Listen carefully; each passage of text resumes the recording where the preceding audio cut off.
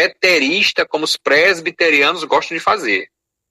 Não cabe. Aí eu converso com eles aí, que eles tentam me convencer, meu amigo, não tem condição. Não tem jeito, não. Porque são os 10 imperadores romanos. Não tem nada a ver. Qual sua barra?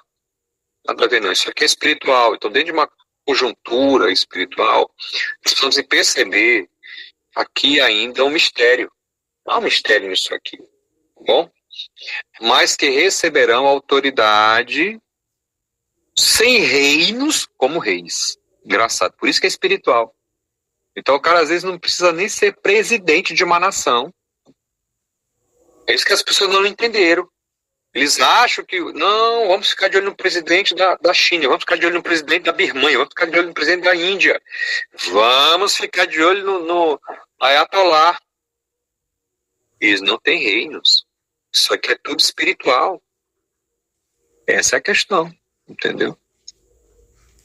É por isso que eu acho muito interessante, entendeu? Como o Apocalipse consegue destronar as ideocracias que a igreja está bebendo, as ignorâncias, os desvirtuamentos, os enganos que a igreja anda bebendo. Porque a igreja gosta de beber engano. Nunca entendi isso. Mas fazer o quê? Isso tem sido o espírito da nossa época, né? Esse é o espírito da nossa época, infelizmente. Então, receberão autoridade como reis por 1 hora. A ideia de 1 hora aqui não é 60 minutos, não. A ideia de 1 hora aqui, nos originais, é de um curto espaço de tempo. Essa é a ideia. Curto espaço de tempo. Tudo bom? Juntamente com a besta, porque serão destruídos. E aí, eu percebo nesse capítulo aqui, nessa perícope, nesse trecho aqui de Apocalipse, o seguinte, olha isso aqui, irmãos, como é interessante. Esses 10 chifres, que são 10 reis, têm um propósito: é pavimentar a autoridade para o anticristo. Então há todo um sistema serpentário, as serpentinhas, as surucucus do capeta, preparam todo o mundo. Eles vão preparar toda essa coligação. Professor, a IA fará parte? Poderá fazer parte, eu não tenho dúvida não, irmãos. Viu? Tudo está sendo montado por uma conexão global, um controle global, e isso aqui rápido, tá? É rápido. Tá bom? Por isso que quem não tiver a marca da besta, não compre e não come. Então vai logo se preparando com jejum, vai logo aprendendo a comer coco do mato, babaçu, tucum, se vire. Porque não vai ter acesso ao sistema. A igreja não terá acesso ao sistema, porque ela será barrada e perseguida por isso. Ok? Então, qual é o propósito da chifralhada aqui? O propósito da chifralhada é autoridade e exorcia para a besta. Essa justiça do diabo para a besta. É isso que eles querem. Entendeu? Então, vamos ficar de olho, discernindo o tempo. Vamos ficar de olho nisso. Ok? Então, como será o ápice? O ápice está bem aqui, ó. Quando ele lê aqui, ó. Tem estes um só pensamento e oferecem à besta o poder e a autoridade que possuem. Verso 14. Pelejarão eles contra o Cordeiro. Veja que o foco é Jesus. Eles querem brigar contra Jesus. A briga é contra Jesus. Ok? E o Cordeiro os vencerá. Então, é uma briga até de tolos, porque eles vão brigar com a condição de serem derrotados. Então Jesus só vai lembrá-los, vocês já foram derrotados. O que vocês querem aqui de novo? Vocês não lembram, não? Tem que lembrar vocês aqui que vocês já foram derrotados. Só que isso aqui já está dentro de uma configuração de humanidade presente. Demônios e seres humanos ímpios trabalhando, consociados para ir contra Cristo. Então, essa é a ideia, ok? Para irmãos que têm um zelo pela palavra de Deus, assim, que estudam a palavra de Deus, que se dedicam à palavra de Deus, né, em oração, em discernimento, em busca, em sair da superfície e mergulharem um pouco mais nas profundezas do Espírito, né, também, Naira, também, porque haverá perseguição, né. A gente não tenta achar que a coisa só será no mundo espiritual, nas regiões celestiais, não. Essa briga será em perseguição campal, no dia a dia, entendeu? É por isso que eu defendo. Eu não sou pré-tribulacionista, mas eu já rompi com essa visão já há algum tempo. Eu creio que a igreja será perseguida. Eu creio nisso. O Apocalipse me mostra isso. Uma leitura muito serena, ele me mostra isso. O próprio Apocalipse me mostra isso, ok? Em nenhum momento o Apocalipse mostra que a igreja será retirada para só o perdido ter a desgraça da glória divina e das taças e flagelos, né? Pelo contrário, a igreja está presente, a igreja tem que manter a sua integridade e irá manter a sua integridade, porque a igreja será ungida para isto, né? E aí, quando Cristo já fala assim, no mundo tereis aflições, é profético, tem de bom ânimo. Eu venci o mundo. Ali já é profético, ele está dizendo que vai acontecer. Só que dentro dessa perspectiva aqui, Jesus, assim, ó, pelejarão eles contra o Cordeiro, e o Cordeiro os vencerá. Só que não é só o Cordeiro, porque o texto fala aqui uma coisa interessante. Pois é o Senhor dos senhores, demonstrando claramente que ele é o Quírios sobre todo o principado e potestade, e o rei sobre os 10 reis. Né, o rei dos reis, ou seja, ele é o rei maior que os 10 reis. Né? Vencerão também, aí chama a igreja. Né? Vencerão também os vocacionados e os eleitos e fiéis. Então você vê que tem 3 características aqui fundamentais para você já começar a refletir se você está nessa tropa de elite aí. Né? Sim, pastor, entre nós aqui, para ninguém saber, só uma fofoca nossa aqui. Você tem certeza da sua salvação? Repito, você tem certeza da sua salvação?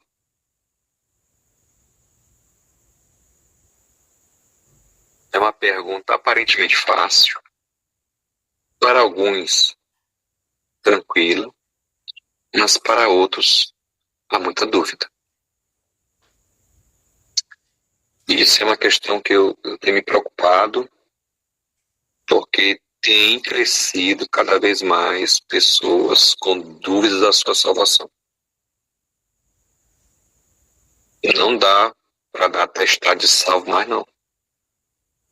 As pessoas entram em crise, não têm certeza, se sentem auto-enganadas, têm as suas dificuldades de perceber a verdade, não sentem a presença, são frias, são secas. E aí, o que fazer? Porque o chamado, quando ele vem, às vezes você está na igreja, 20, 30 anos na igreja, e nunca foi chamado, nunca recebeu isso, nunca teve isso, nunca experienciou isso. E nós hoje somos muito assim, insensatos, né? Somos muito injustos com as pessoas, né? Você, que já está na igreja não sei quantos anos, agora que você se converteu, isso é muito comum acontecer.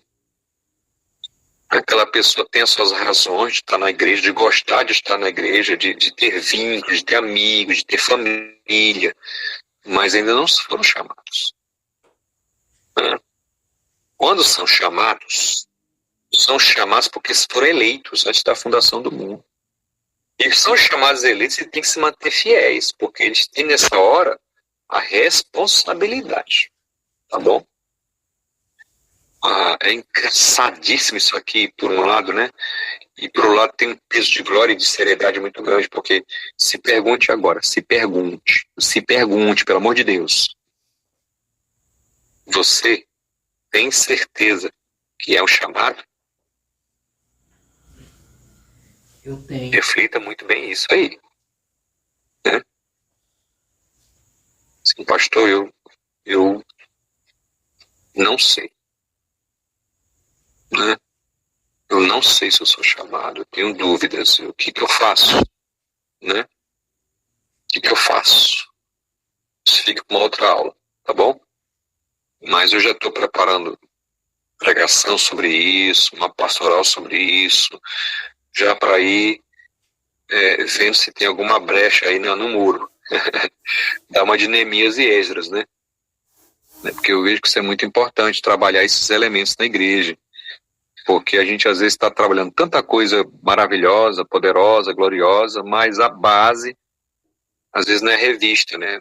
É como se a gente não visse, né, o básico que tem que sempre ser revisto ali, que é mais uma ideia da manutenção. Como é que tá aqui, tá bom, tá todo mundo sabendo isso aqui, beleza, então vamos continuar.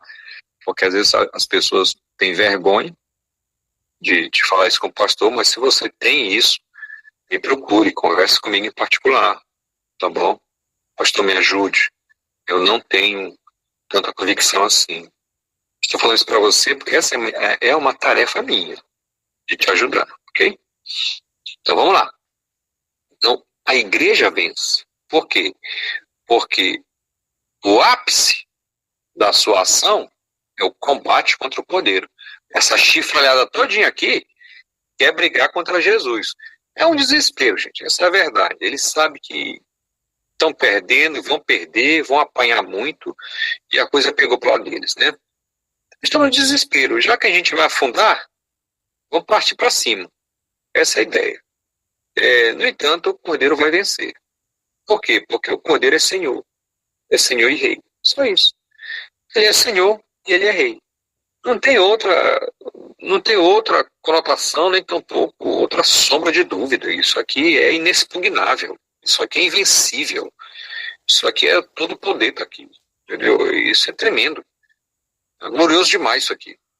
Entendeu? Eu não sei o que passa na cabeça de um capeta de querer se levantar contra o general dos generais, o rei dos reis, o todo-poderoso. Mas quem vai entender isso? É uma dúvida que eu tenho. Eu vou perguntar para o senhor quando eu chegar lá em cima. Pai, me explique isso aqui. Por que eles fizeram isso? Entendeu? Aqueles que estão com o Cordeiro, somos nós, chamados, eleitos e fiéis, vamos coparticipar da vitória. Aleluia. Né? Quer vitória? Vai chorando, geme e chora. Aleluia. Né? Mas a verdade é, o que é vitória? Né? O que é vitória? Né? Meu irmão, você é vencedor. Você é um valente. Você é vencedor. Sim, meu irmão. É bom falar isso para as pessoas. Não sou contra. Acho que a gente tem que falar mesmo. Mas tem pessoas que não sabem o que é isso, meu Deus. Há irmãos que a gente fala uma, fala duas, fala três, mas há bloqueios nele. Então você, por favor, tenha mais sensibilidade com o seu irmão, com a sua irmã. Ajude esse irmão a entender a vitória do Senhor. É bom que a gente tire, em nome de Jesus, toda a dúvida da Macário sobre isso, gente. Por favor. Nós somos mais do que vencedores. Mas para falar isso, eu tenho que sentir essa vitória. Aleluia. Não dá para falar só, eu sou mais do que vencedor, tomo posse. Mas se eu não sentir, não tem jeito. Eu tenho que sentir essa vitória. Isso tem que estar em mim, tem que estar na minha fé, no meu louvor, na minha adoração, na minha pregação, na minha devoção, em tudo aquilo que eu sou e que eu faço. Essa vitória flui na minha essência de vida. Essa vitória é a herança mais preciosa que eu tenho na atual conjuntura da minha realidade de vida. Essa vitória. Aleluia. Entendeu? Então o diabo não tem como arrancar isso. Ele tenta, só que ele se depara com uma coisa chamada selo. Eita, o homem está selado, não tem como tirar dele. Não tem como. O Espírito Santo chegou lá e colocou. Meu, oh glória. Isso eu treino, isso eu gosto demais. Mas esses dias eu estou desse jeito.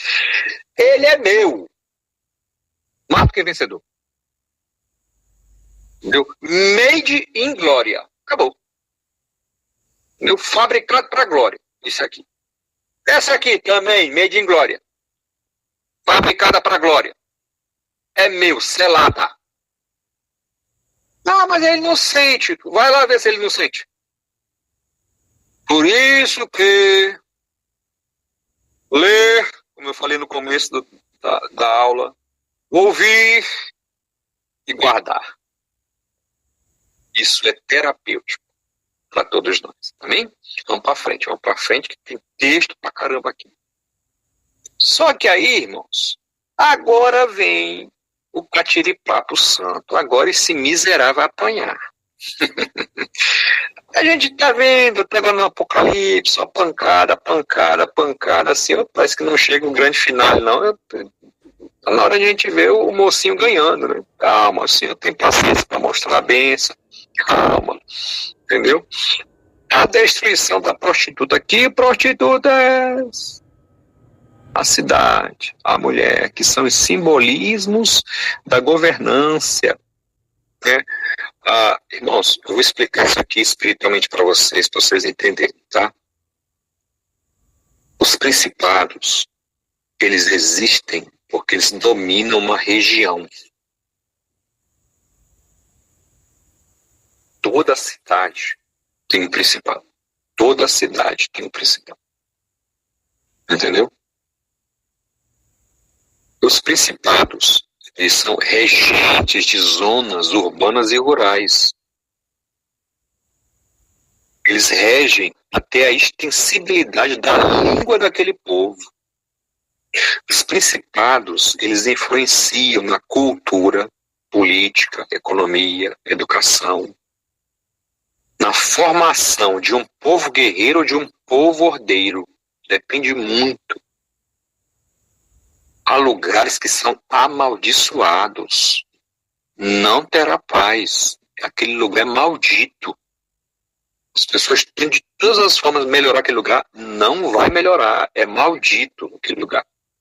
Os principais que ali estão não deixam que aquele lugar prospere. Porque é o reino das trevas que se estabeleceu ali. Eu, quando estudo missões transculturais, procuro entender o que está acontecendo no mundo, uma coisa que me chama muita atenção é a Índia.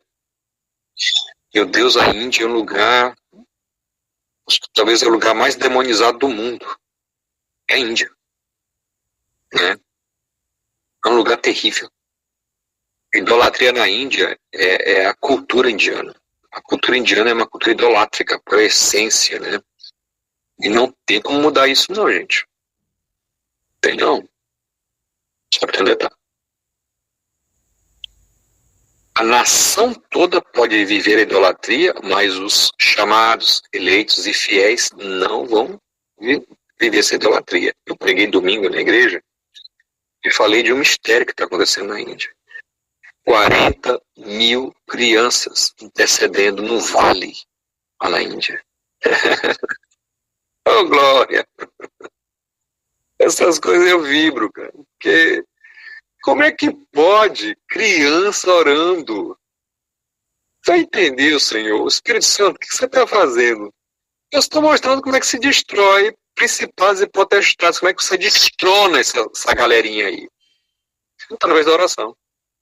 A oração é um negócio muito bom, aleluia, muito bom mesmo. Né? Então vamos ler aqui, vamos ler. Falou-me ainda, João, vai ouvir o anjo falar. As águas que viste, onde a meretriz está assentada a cidade, são povos, multidões, nações e línguas que convergem, né, para o governo mundial. Os 10 chifres que viste e a besta, esses odiarão a meretriz. Olha, começa a destruição aqui, ó. E a farão devastada e despojada, e lhe comerão as carnes, e a consumirão no fogo. Porque em seu coração incutiu Deus, olha quem está fazendo a obra. É, porque o diabo tem autonomia, os demônios têm autonomia, tem? Você acha? Porque em seu coração incutiu Deus, que manda em tudo e em todos. Aleluia. Ele é o chefe. que realizem o seu pensamento. Ai, ai, ai. A palavra de Deus fala que sou eu quem efetivo em vós tanto querer quanto realizar. Agindo eu, quem impedirá? Aleluia. Você já glorificou o seu Deus hoje? Você já deu um glória a Deus para ele? Você já agradeceu essa glória de Deus hoje? Ou você amanheceu preocupado com as coisas da vida? Nós temos que mudar esse hábito, viu? Seu pensamento, e executem a uma e deem à besta o reino que possuem. Até que se cumpra a palavra de Deus. Tem um propósito, gente. Não tem jeito. Tudo tem um propósito, né? Tem que cumprir uma palavra profética. A mulher que viste é a grande cidade que domina sobre os reis da terra, que é a grande Babilônia, né? Que naquela época foi simbolizada por Roma. Entendeu? Por isso que Martim Lutero chama a Igreja Católica da Grande Babilônia, como se ela fosse um estratagema do anticristo no mundo, trazendo desvirtuamento ao Evangelho, ou do Evangelho. Entendeu? Que se você for ver ao longo da história da Igreja Católica, irmão, só foi lambança, só heresia, só, sabe, nojeira. Entendeu? E se tem uma coisa que hoje Roma não tem, é o Evangelho. Ela tem a tradição e as loucuras que os papas inventaram nas suas encíclicas e bulas papais. Ok? Então vamos aqui. Ó. O anjo revela, o que o anjo vai revelar para João? O quê? Ó? Que as águas que viste, onde se assenta a prostituta, a cidade, ou seja, esse sistema de governo mundial, simboliza o quê? Os povos, multidões, nações e línguas. Representando o quê? As nações que a Babilônia e Roma dominava. Que são as províncias, os reinos dominados, os reinos conquistados. Jesus falou, o mundo jaz no maligno, na malignidade, debaixo de um governo do mal, debaixo de um governo satânico. Mas eu vim e os despojei publicamente em praça pública diante dos meus exércitos. Eles foram envergonhados diante dos meus exércitos, porque o meu pai me viu chegando com eles amarrados aos meus pés e disse, levantai, ó portas eternas, para que entre o Rei da Glória. Quem é o Rei da Glória? Ele é o Rei da Glória, o Senhor poderoso e eterno, o Senhor dos exércitos, Jesus Cristo Nazaré, Ele é o Rei da Glória. O Salmo 24 apresenta a conquista e a entrada de Jesus triunfalmente na glória, despojando os principados e potestades diante do trono. Oh, glória! Isso é tremendo. Por isso que eles tremem quando você usa o nome de Jesus. Usa o nome de Jesus, eles tremem, que eles sabem que eles foram conquistados, né? Eita glória! Oh, Jesus, obrigado. Calma aqui. Surpreendentemente, o que, professor? A condenação de que, professor? Da prostituta não virá apenas de Deus, mas será executada por quem? Então é autodestruição, é entropia entre eles, gente. Um reino dividido não prosperará, o Senhor já tinha dito isso. Reino dividido não prospera, não se mantém, não fica em pé. Eles são assim. Os 10 chifres e a besta que viste odiarão a prostituta, ou seja, eles ergueram a coisa, eles vão destruir a coisa, vão comer a carne da coisa, vão beber o sangue da coisa. Que loucura é essa? Por quê? Por que eles vão fazer isso? Porque o papai vai incutir na mentinha deles, ó, tá na hora de acabar com isso aí. Limpem a sujeira de vocês. Vocês mesmos. Eles a deixarão destruída, desolada. Comerão a carne e queimarão no fogo. Então aqui não cabe mais Noé na história, né? O fogo vai vir. Por isso que o batismo de Jesus Cristo é com o Espírito Santo e com fogo. Moisés era João Batista já era um profeta que ele estava vendo A dominância de Jesus Cristo no reino espiritual. Jesus Cristo, eu batizo com a água, mas virá um que vos batizará com o Espírito Santo e com fogo. Se você ler bem ali o contexto, você vai ver que fogo ali é destruição. O texto mostra isso, né? Então, irmãos, temor a Deus é o mínimo. Dependência de Deus é o mínimo. Porque terrível coisa é cair na mão do Deus vivo. Só que Deus rege a tudo e a todos. Todos tremam. Todos tremem. Todos temem. Porque quando o Senhor abre a boca dele, o texto é muito claro, né? A terra foge da sua presença. É uma hipérbole muito legal. Foge da sua presença. Por quê? Porque quem que vai aguentar, quem que vai resistir à sua glória, à sua ira, o seu poder? Ninguém resiste, né? Então o Senhor, ele traz toda essa grandeza e coloca isso para nós. Eu não entendo isso também no Senhor. Senhor, eu não tenho tanta capacidade assim, me ajuda a te servir melhor, me ajuda a te entender melhor, me ajuda a te esperar muito mais, me ajude, Senhor, a depender mais de ti, diante de toda essa grandeza de reger tanto o bem quanto o mal, de colocar termo ao arqueiro, de colocar termo ao flecheiro, de colocar termo aos carros de guerra. Tu és aquele que faz, tu és aquele que está, como eu preguei domingo, tu és aquele que conhece guerra por guerra, o Senhor conhece todas as guerras espirituais, as guerras humanas, o Senhor conhece todas as guerras inteiras, o Senhor conhece todas as guerras que o ser humano pode conceber. Mas é o Senhor que põe termos a tudo isso, aleluia.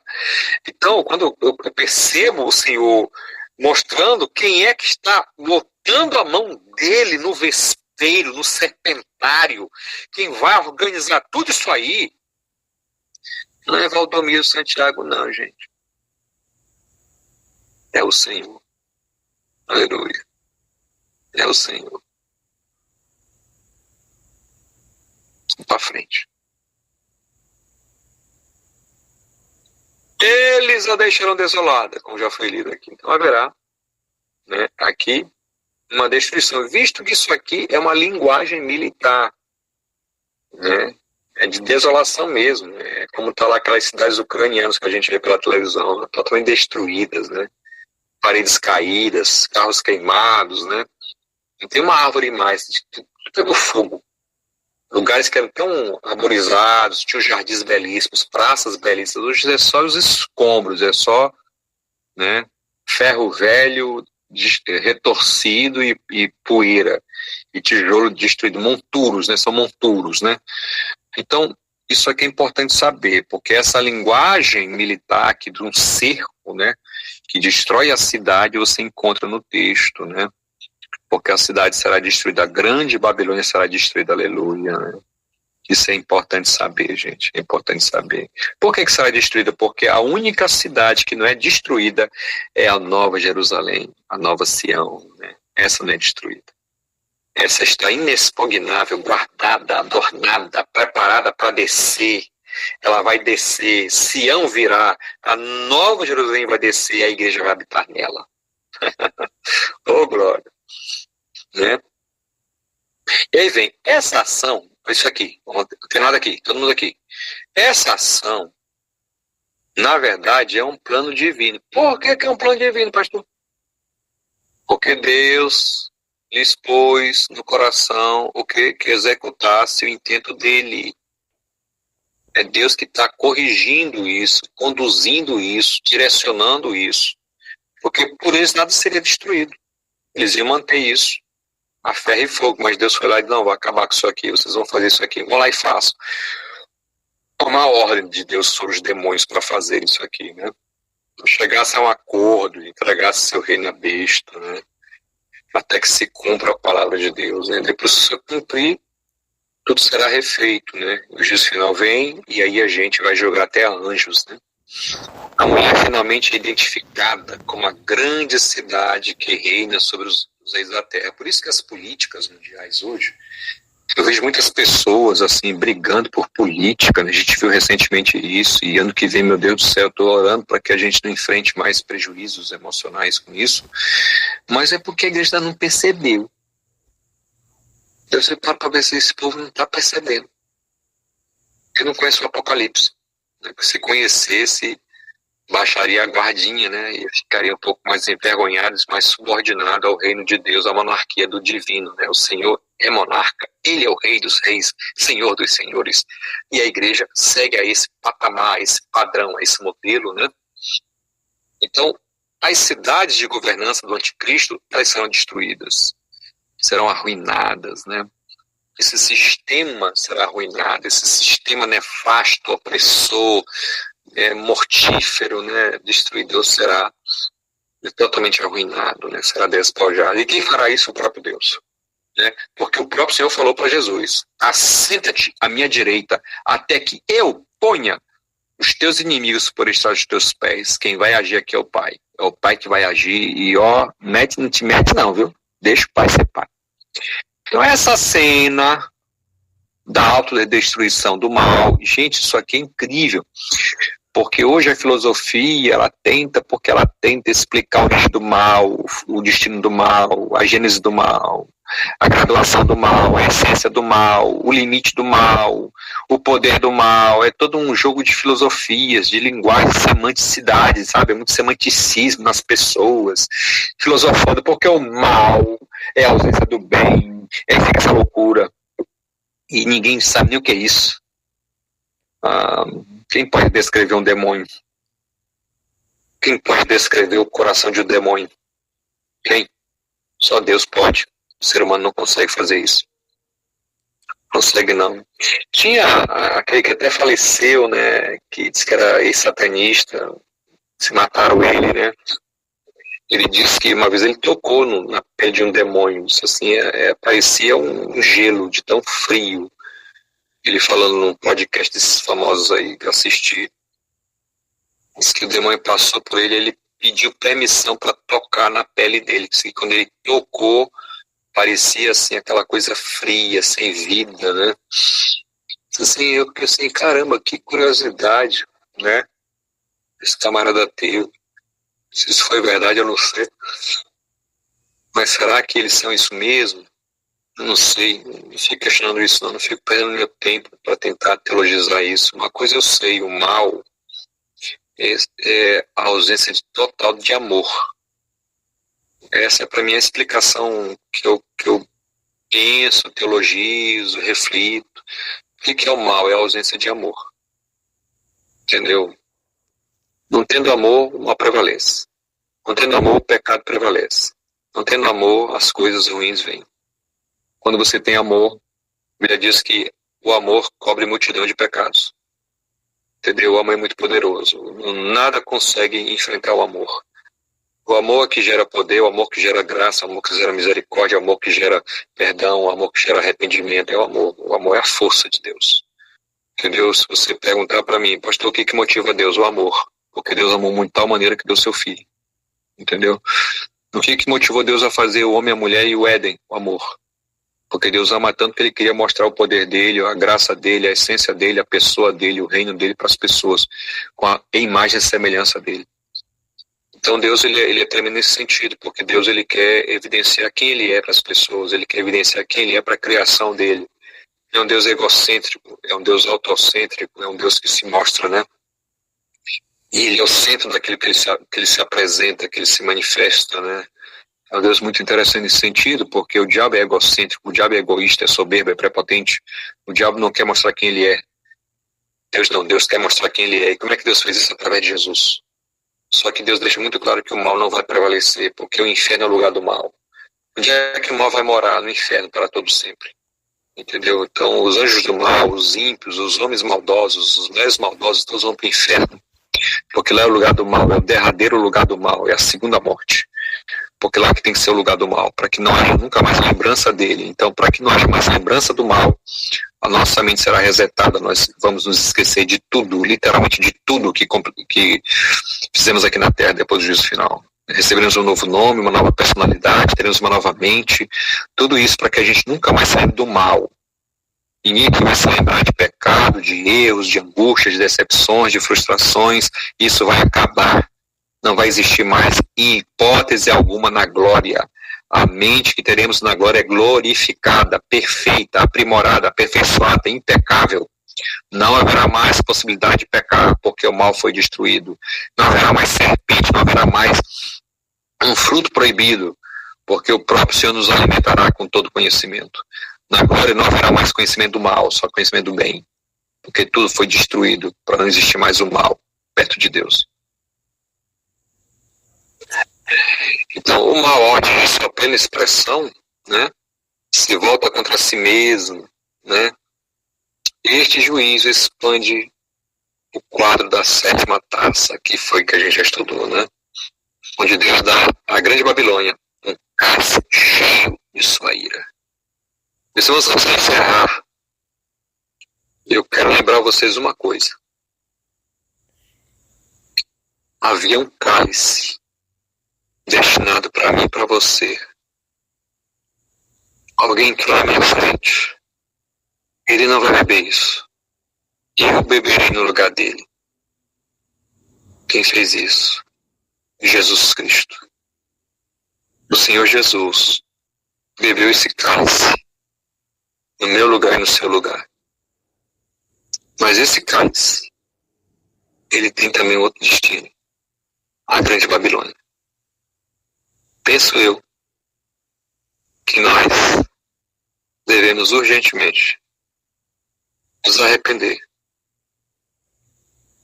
Urgentemente pedir perdão e misericórdia ao Rei da Glória. Porque todos os dias, lá na glória, quando os demônios entram para nos acusar, o rei fala assim: eu bebi o cálice por ele. Oh, aleluia. Eu bebi o cálice por ele. Eu bebi o cálice no lugar dele. Nenhuma acusação, nenhuma condenação prevalecerá contra os eleitos de Deus. Porque eu bebi o cálice no lugar dele.